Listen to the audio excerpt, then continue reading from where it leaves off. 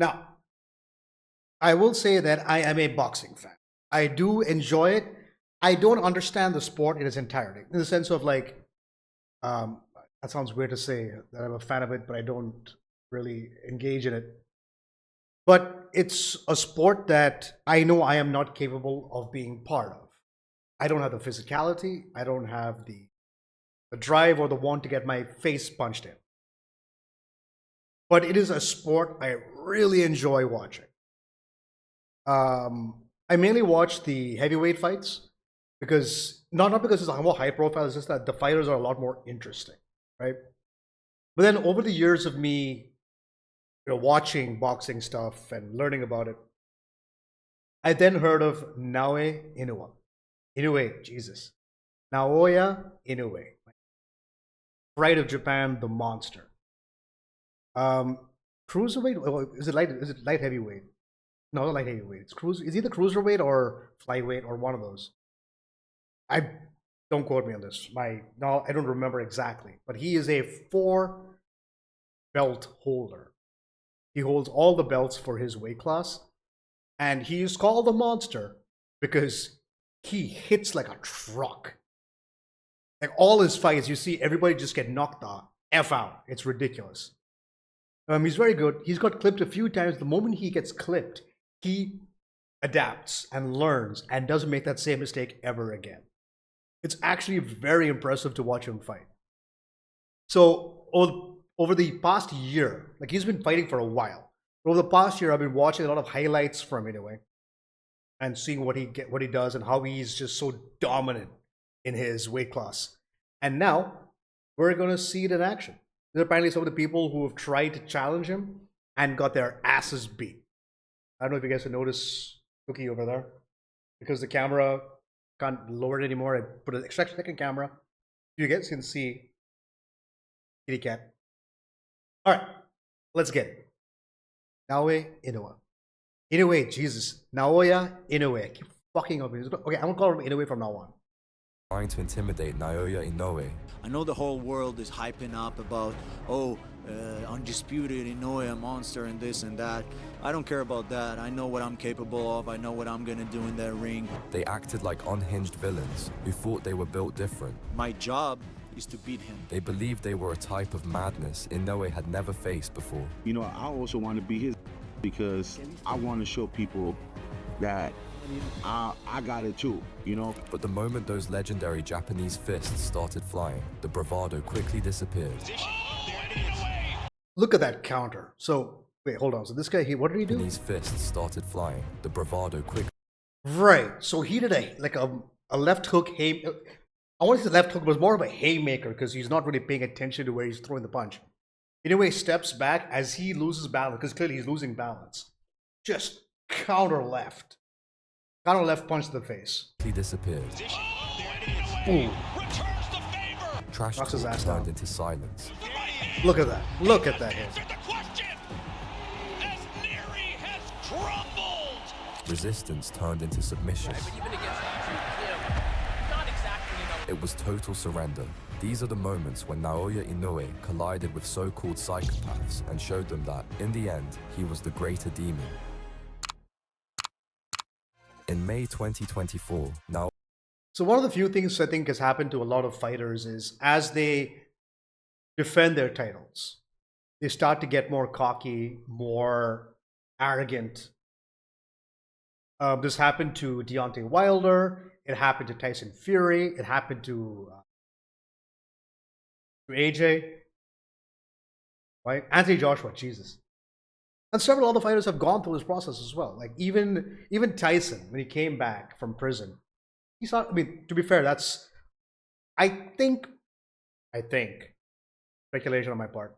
When Otto passed away was when Tyson started falling off. Because Otto was the man who could keep Tyson focused. After that, Tyson just went crazy, right?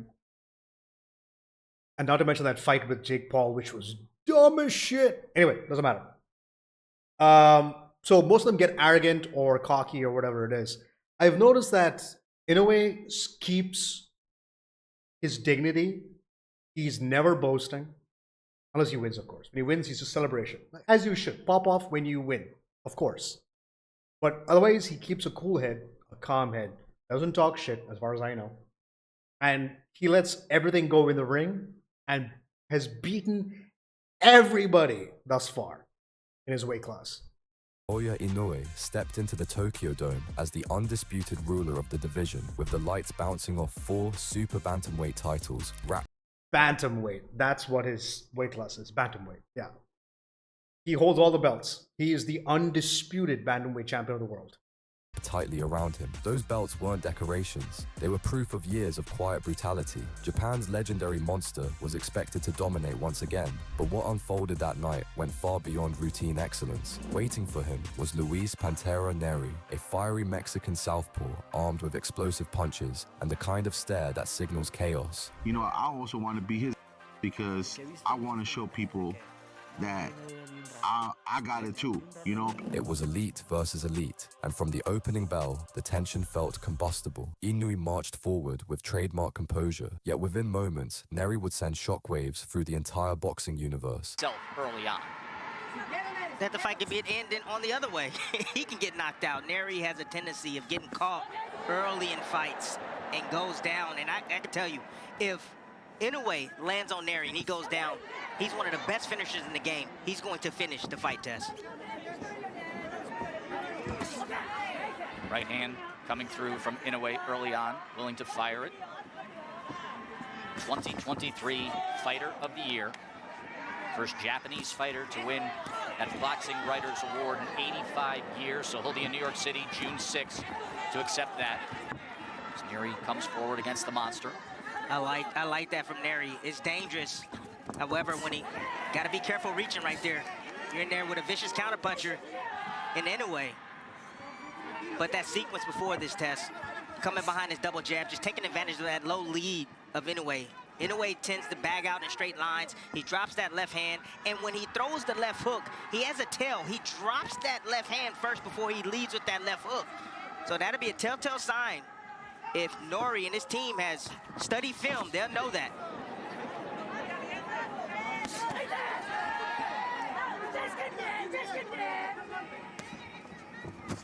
Ooh, Neri right now doesn't seem spooked by the punching power. Oh!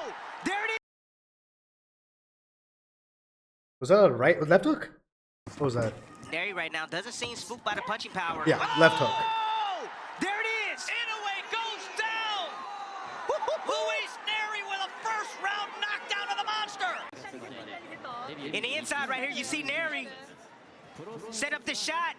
See the small uppercut right there, but you see when So you can see the uppercut just kind of skimmed off. So it didn't get the... If that uppercut had hit like straight proper, Neri would have just been knocked back. And then could have... So he's got... Yeah. So a left uppercut into a straight right would have knocked Neri down, honestly. I think. But in this case, the uppercut didn't land clean. So it skid off. He was able to get the left hook off and just knocked it away. Right? Give me a second.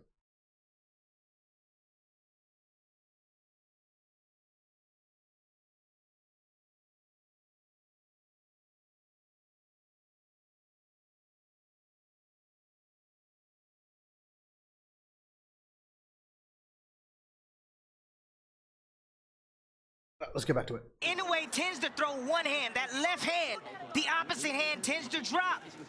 Poor fundamental habits right there from Naoya Inoue. Luis Neri determined to deliver on it. Goes to the body with a left hand.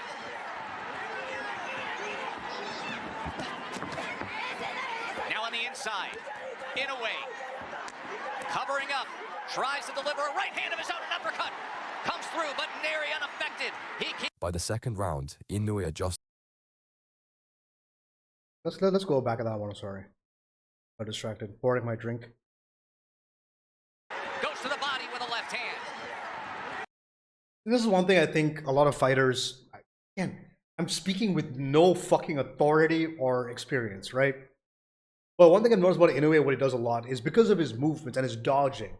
And you can see that Neri is just throwing punches like crazy, right? Because he got the knockdown, he's feeling good about himself, so he's sending it, right? But every hit that you don't connect is energy lost. And he is just tiring himself out, I think. Well, let's continue. Now on the inside, Inoue, covering up, tries to deliver a right hand of his own, an uppercut. Comes through, but Neri unaffected. He keeps... Yeah, so just... Again, the uppercut was... It felt like a light tap. Looked like a light tap. Neri didn't care about it. Good chin. By the second round, Inoue adjusted with frightening intelligence. This is the thing. That's what I said, right? I always feel when it comes to Inoue, about at least all the highlights that I've seen, is that his first round, he goes a little crazy, right? He starts throwing punches out, trying to get whatever he can in. But what he is doing, seems to be, is that he is learning what his opponent is going to do in response to everything. So I don't think he minds the knockdown, getting knocked down once, because what ends up happening is every time he gets knocked down, it never happens again. Eventually, in a way, we'll find somebody, we'll meet somebody who we can't beat, or someone who will beat him. That, or once he's way past it, he's going to retire as the undisputed bantamweight champion. But let's continue. Round 2. Slicing through Neri's guard and reclaiming control. Test. He's the bigger, stronger fighter. He fought at 118. Now he's at 122. He's the bigger man in there. And he seems to be the stronger man as well. Of course, the titleist at 118 and 122. And now, how does the monster react as he goes back to the jab? As you can hear, this massive crowd in Tokyo trying to rally support for their hero. You have to go all the way back. The last major fight card was Buster Douglas knocking out Mike Tyson in February. Soon after, the tables turned completely as the champion answered back with authority. But the real question was whether Neri could survive the momentum swing. Round number 2, in that first round, Neri landed 10 power punches of his 15 total connects. See, but Neri Short left hand flooring Inoue. But Neri seems to be changing up his attack, Tess. Right now, he's trying to be patient. He's trying to catch. Can you imagine how fast you have to be to get the way out of that goddamn hook? The hook just went past my window. I would have gotten clipped by that. A clip. I would have straight up taken that to the fucking face. Knock me the fuck out. Inoue out of position. When Inoue commits, Whoa! There it is. That haymaker. And Naoya steps back and fucking counter left. Oh, there and it is. Inoue returns the favor. Lunging forward. Look at Neri that. again on the attack. Wild. Coming forward. Boom. Reaching with that left hand. You see him forward shift. And Inoue right there just filling that gap. Or that space with that left hook. Here he is reaching with the backhand. Inoue stepping back. Has a single high shield. Oh, why don't you eat? So what's crazy is, okay, so everyone knows that, so the power from your punches comes from, start with your feet, up your body, and you rotate your shoulder and you get that extension and it just hits with power. Here, so now his back is on his right foot. And this guy just swung back, so I'm moving back.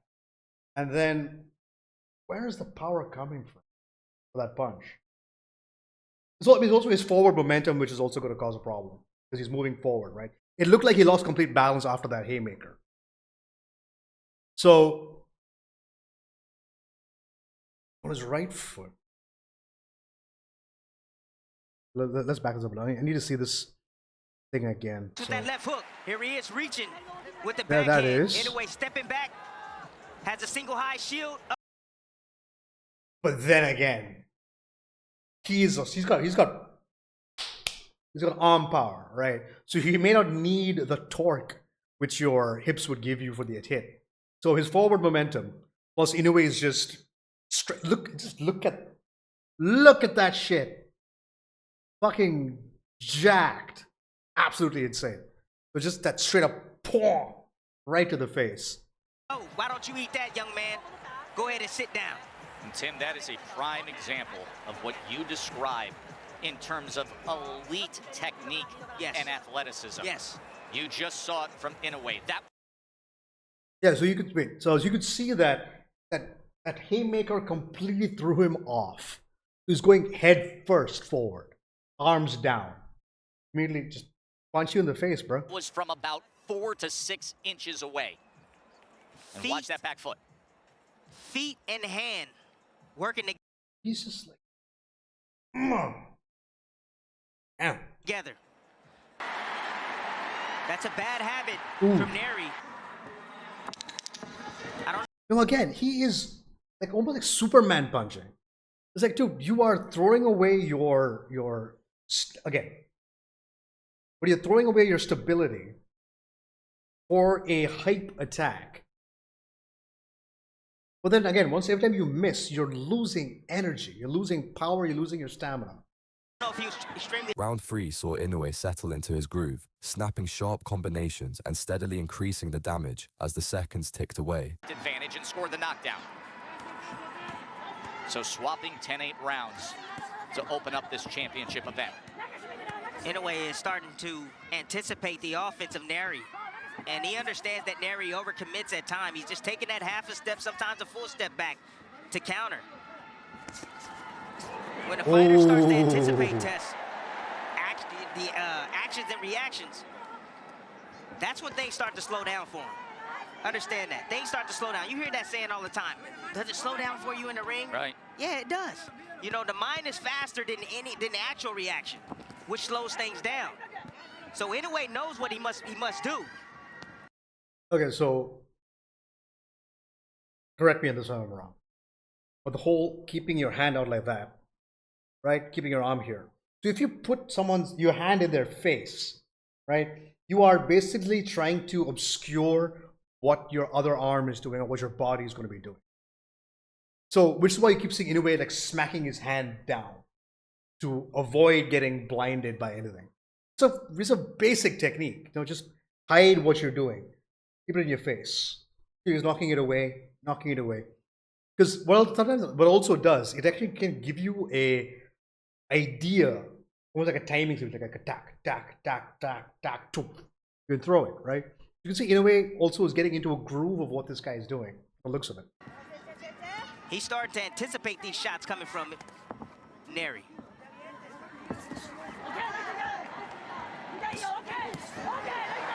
His combination from Inoue.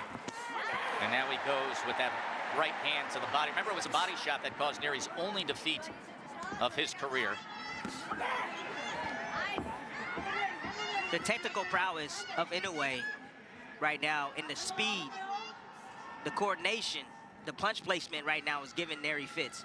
Neri understands that he can't compete with that. He's looking for that single shot. He's looking for Inoue to make a mistake to make him pay.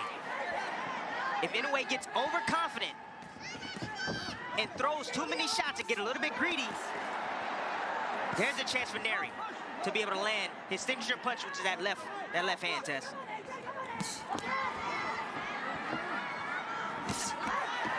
Good right hand. Inoue now is getting comfortable, getting in the groove. Oh, there's another one, Timmy. Yeah, he's getting in the groove now. Anticipation is on.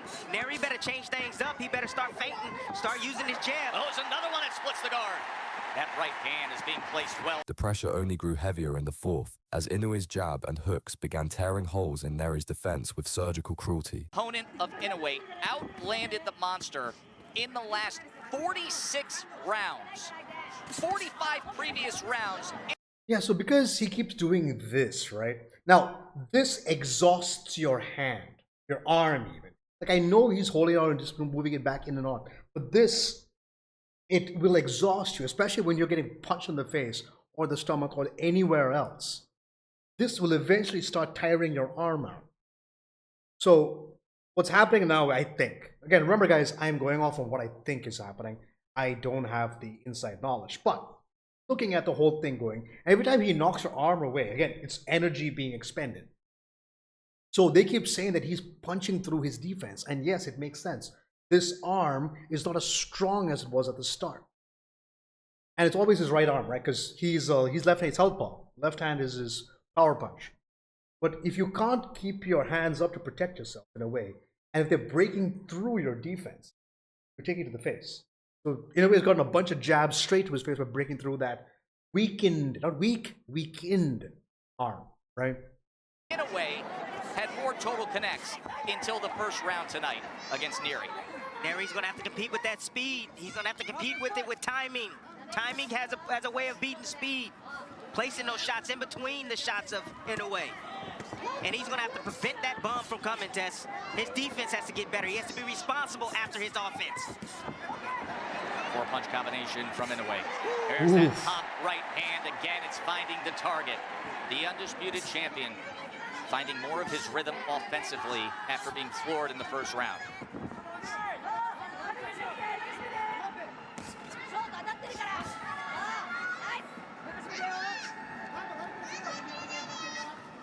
Inoue seems to be softening him up right now. He's just taking advantage.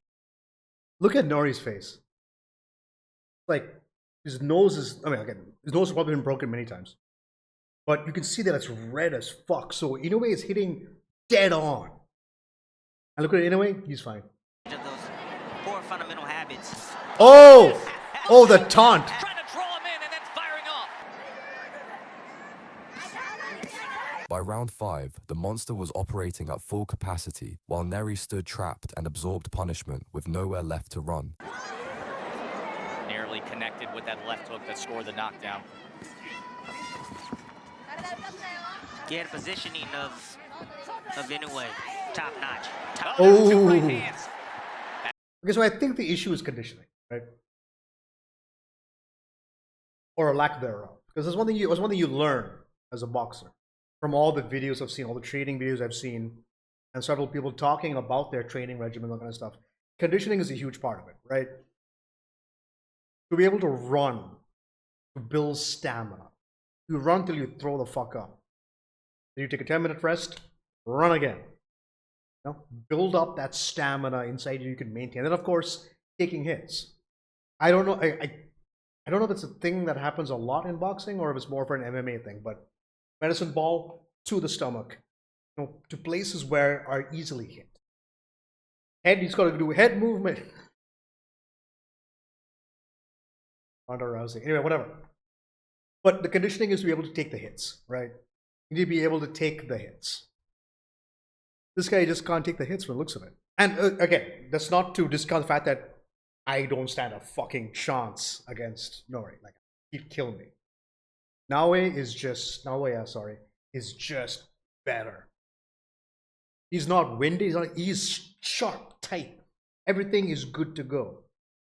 He's not lax in any way, shape, and or form. He even taunted him and then got a free shot in, right? Showman. He's playing at home. He's fighting at home. Backs up Neri for a moment. Now he inches ahead. See, from before his arm used to be all the way out, now it's here. Exhausted. His right arm is tired. Positioning is the placement of a boxer compared or in relation to your opponent. You know, when you're facing the southpaw in his overstance battle, of course you need to have lead foot dominance. In a way, he's having his way with the lead foot. Neri is constantly moving to his left towards the right hand. That's why he keeps eating those right hands. Good right hand returning fire. Neri stepping forward and Inoue welcoming that. There is a certain sound to the combination punching of Inoue that's very distinct. Perhaps an opportunity for Neri, but with them comes great risk.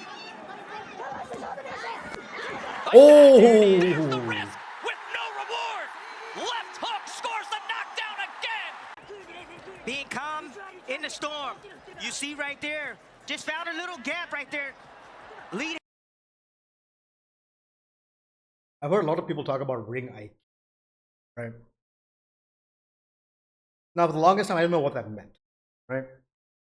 Well, then as you watch fights, you start understanding what that means. You are aware of your position wherever you are in the fight. Now he knows he's up against the ropes. He can't go left, he can't go right. He has to take them head on. But you can see that Nori's getting tired. And his defenses are just not up to snuff. His attacks are hitting, but they're hitting around. They're not making actual contact. So Naoya has a chance to just kind of, Inoue has a chance to just move around and finally just whack. Hand is down of Neri on the inside. Inoue noticing that. He attempted there, just missed off the mark, but he dips under. You see his eyes. He's looking Yeah, right dropped- at Neri. He sees dropped his those right. hands. Pull away from that face. When And we he talk sinks in about that left punching hook. technique, Tim, Look at this. when Look you at this. talk about the ability to turn a punch over in the last few inches of Short, the delivery short, system. yes. Under 30 seconds to go, facing one of the great closers in recent boxing history. Here comes the monster. Ooh. Now we're just throwing wild shots.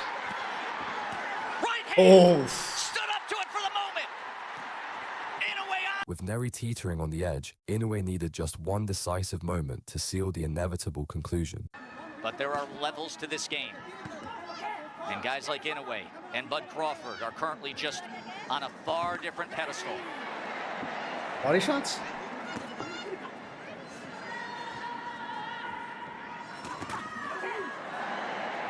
That speed and quickness, Tessa, you alluded to it. The accuracy and how he's able to generate that power from short distance like that with that much torque, that much power. Interesting. So I think what's happening here is, in a way, is just taking the hits to understand where Nori is at his in his situation, damage wise, hitting power wise. It's brilliant Yeah, and he's like, really? That's the best you got. stuff right there from Inoue. My Just goodness. stands up to that offensive effort from Inoue, from Neri, and fires back. Oh, his right hand. Oh. Combination up top.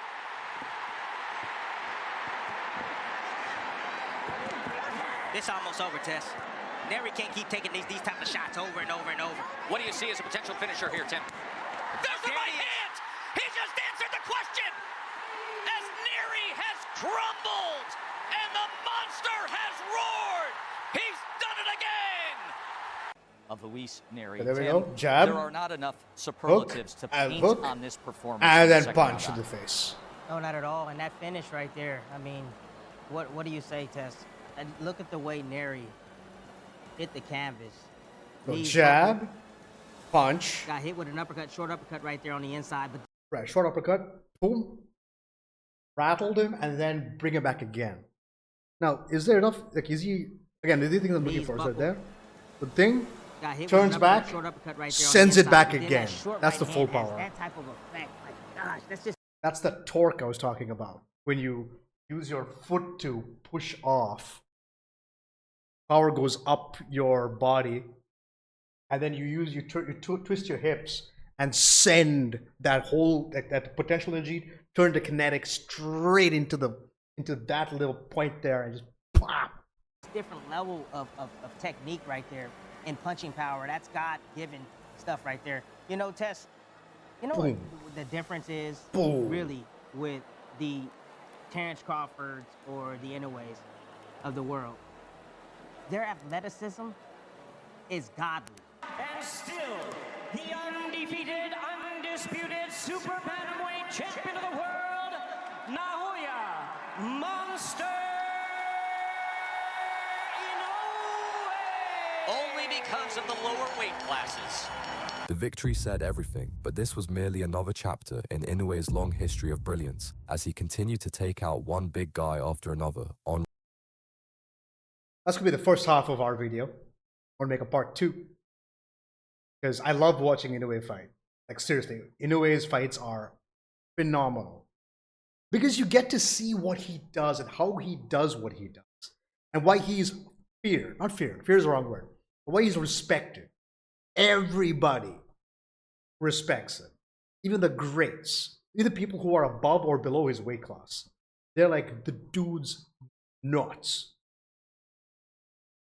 Like, the dream match for me, right? It'll never happen, of course. Because, if I'm not mistaken, bantamweight is boxing weight classes.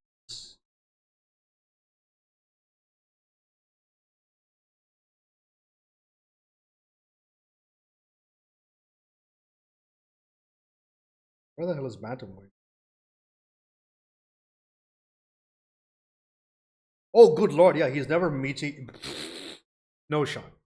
So bantamweight is 120 pounds or 53 kilos. That's bantamweight. Heavyweight is 200 pounds plus.